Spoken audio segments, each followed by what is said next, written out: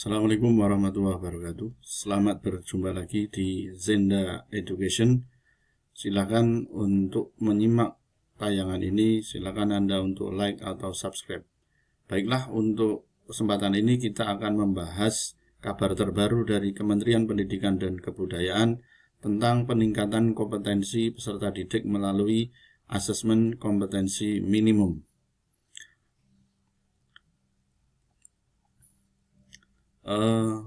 Kita tahu bahwa kemampuan peserta didik kita ini dalam 3 hal, yaitu membaca, reading, matematik, dan sains ini sangat rendah.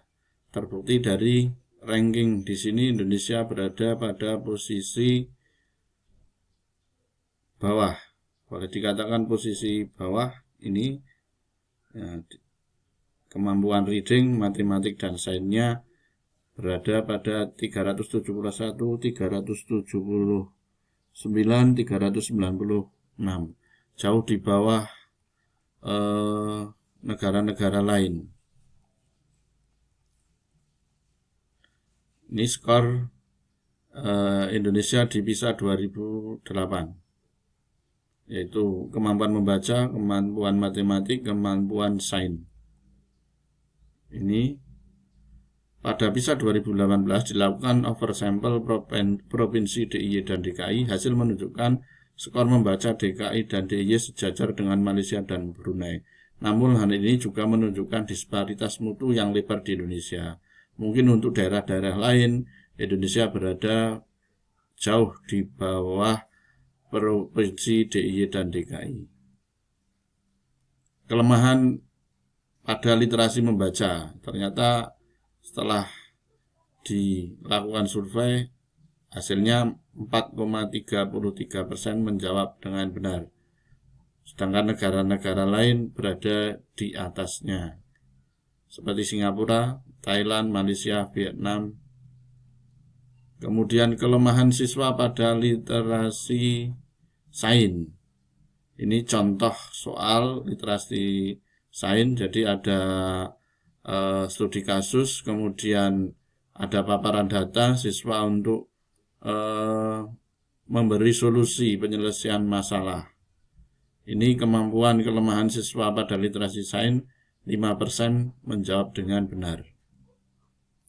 Kemudian literasi matematik, nah ini lebih rendah lagi, 1% menjawab dengan benar. Di bawah negara rata-rata, kita berada di bawah negara-negara ini, Singapura, Thailand, Malaysia, dan Vietnam.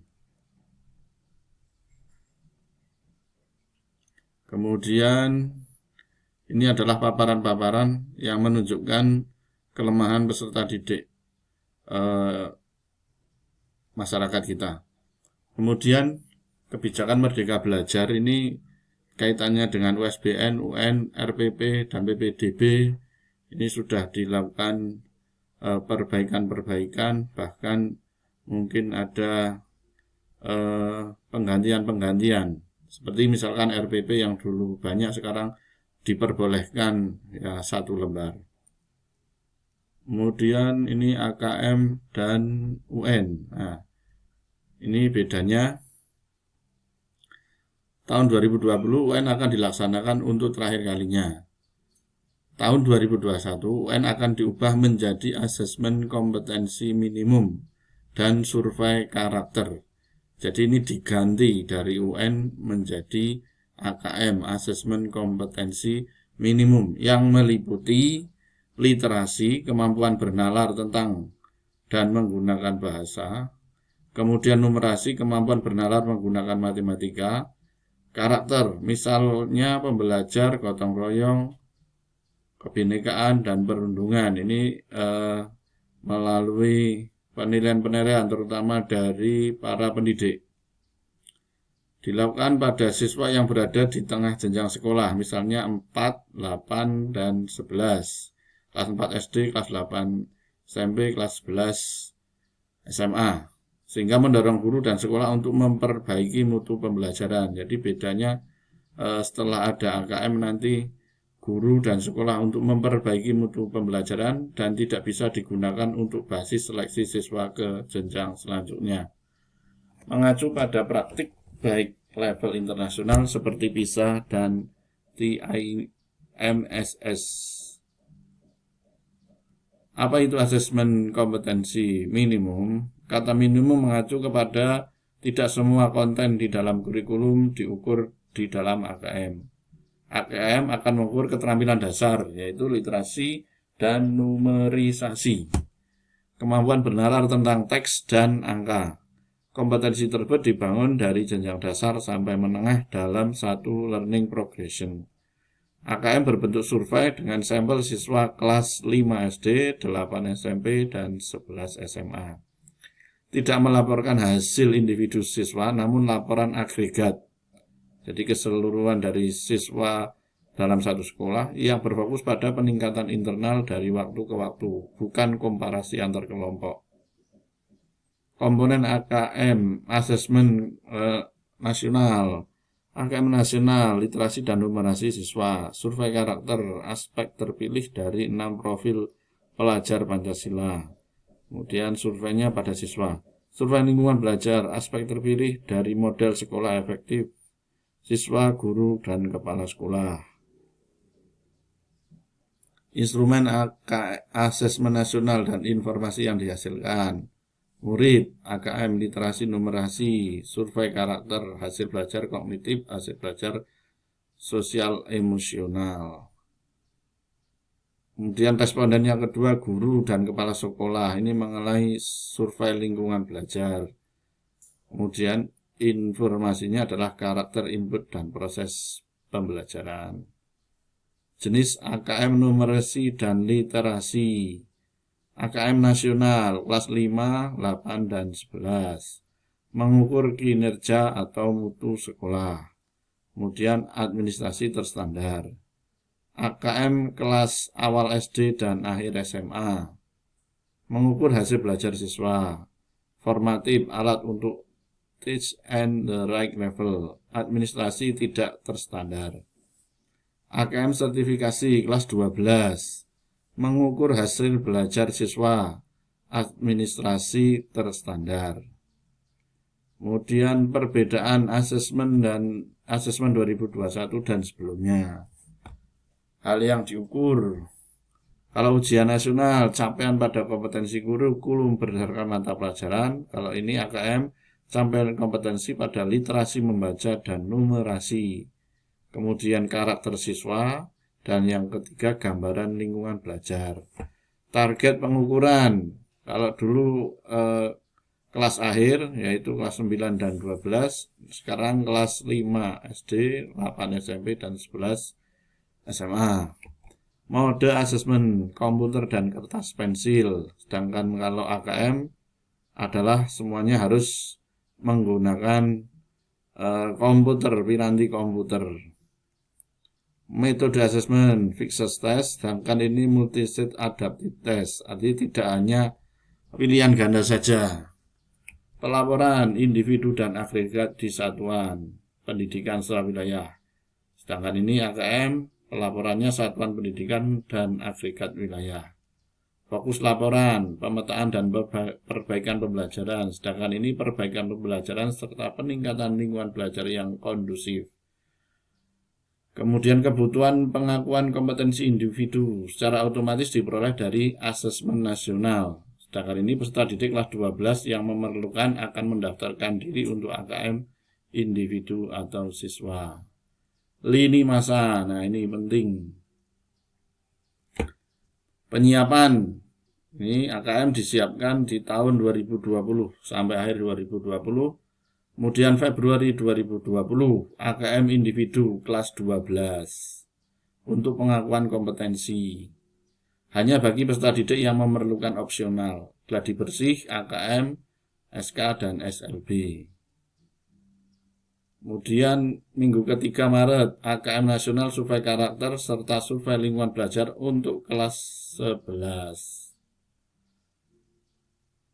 Kemudian minggu kedua April, AKM nasional survei karakter, survei lingkungan belajar untuk kelas 8. Jadi nanti untuk SMA ini dimulai untuk kelas 12 terlebih dahulu, kemudian SMA SMK 12, terus kemudian kelas 11 di minggu ketiga, minggu kedua ini kelas 8 SMP, dan minggu ke-1 di bulan Agustus 2021 kelas 5. Kemudian Oktober 2021 rilis hasil AKM nasional SK SLB kelas 5. Timeline Januari 2021 sosialisasi AKM kelas. Maret 2021 rilis AKM kelas untuk familiarisasi sistem kesatuan pendidikan. Juni 2021 evaluasi pemahaman penggunaan AKM kelas secara teknis. Agustus 2021 rilis AKM kelas sebagai tool diagnostik guru mengenai level kompetensi individu siswa. November 2021 evaluasi pemanfaatan AKM kelas oleh guru. Asesmen kompetensi minimum dibagi menjadi 2, literasi membaca dan numerisasi. Literasi membaca, kemampuan memahami, menggunakan, mengevaluasi, merefleksikan berbagai jenis teks untuk menyelesaikan masalah dan mengembangkan kapasitas individu sebagai warga Indonesia dan warga dunia agar dapat berkontribusi secara produktif kepada masyarakat. Numerasi, kemampuan berpikir menggunakan konsep, prosedur, fakta, dan alat matematika untuk menyelesaikan masalah sehari-hari pada berbagai jenis konteks yang relevan untuk individu sebagai warga negara Indonesia dan dunia. Tema Sustainable Development Goal. Nah, ini temanya banyak yang akan diagendakan, mulai dari hidup sehat dengan sanitasi dan air bersih dan sanitasi. Ini ada sainnya, ya. Bentuk soal AKM. Nah, ini yang membedakan. Kalau UNBK kemarin hanya pilihan ganda, kalaupun ada IC itu hanya untuk terbatas matematika untuk SMA.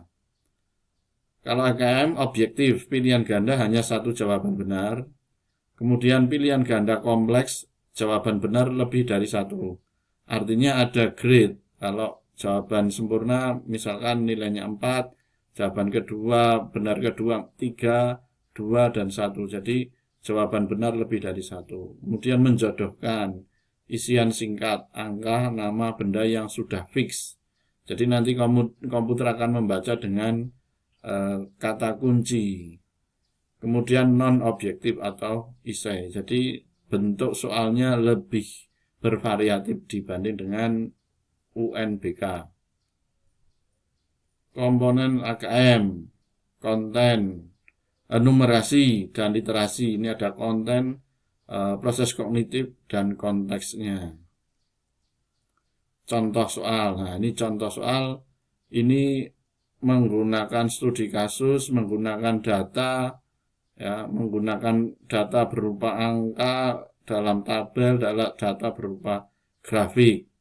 Kemudian dari sini, dari data-data ini, siswa untuk memberikan solusi, ya, memberikan solusi. Berapa waktu dikompetisinya? Mungkin dari pokok sekali pakai. Nah, ini jadi siswa harus menggunakan penalaran yang berbasiskan data. Ini contoh soal numerisasi. Ini data-data angka, data-data grafik. Kemudian siswa disuruh membaca terlebih dahulu, kemudian menyatakan selisih waktu dekomposisi pada diagram A sampai dengan diagram B.